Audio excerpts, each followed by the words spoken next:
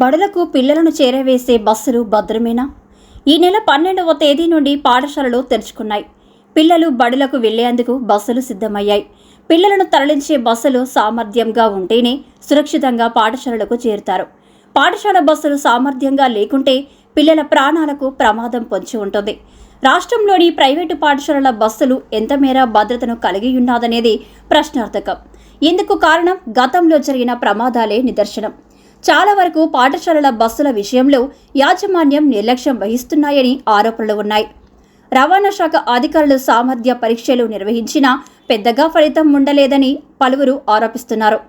బడి బస్సులు భద్రతను కలిగి ఉంటేనే పిల్లలు సురక్షితంగా పాఠశాలలకు వెళ్లి ఇంటికి చేరగలుగుతారు.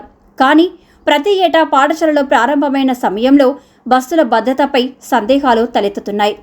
రవాణా శాఖ అధికారులు కూడా పాఠశాల ప్రారంభ సమయంలోనే ప్రత్యేక డ్రైవ్ నిర్వహించి సామర్థ్య పరీక్షలు నిర్వహిస్తున్నారు.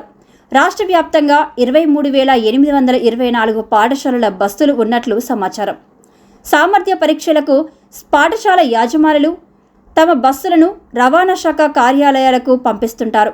రవాణా శాఖ కార్యాలయంకు వచ్చిన బస్సులను అధికారులు నామమాత్రంగానే పరీక్షలు నిర్వహిస్తున్నారని పలువురి ఆరోపణ.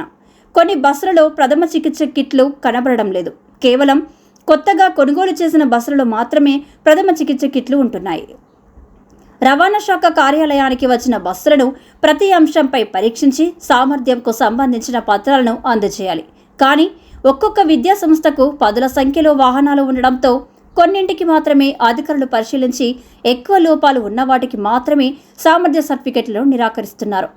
సామర్థ్యం లేకుండా రోడ్డు ఎక్కే వాహనాలను తనిఖీ చేసి జరిమానా విధిస్తామని అధికారులు చెబుతున్నారు. ప్రతి ఏటా ప్రారంభ సమయంలోనే మాత్రమే బస్సుల సామర్థ్యాలపై అధికారులు హడావుడి చేసి ఆ తర్వాత వదిలేస్తున్నారు. ఈ ఏడాదినైనా రవాణా శాఖ అధికారులు నిబంధనలను ఏ విధంగా అమలు చేస్తారో వేచి చూడాల్సిందే. కొంతమంది పాఠశాల యజమానులు ప్రైవేటు పనులకు కూడా స్కూల్ బస్సులను వినియోగిస్తున్నారని, అలా చేయడం రవాణా శాఖ నియమాలను ఉల్లంఘించినట్టేనని అధికారులు చెబుతున్నారు.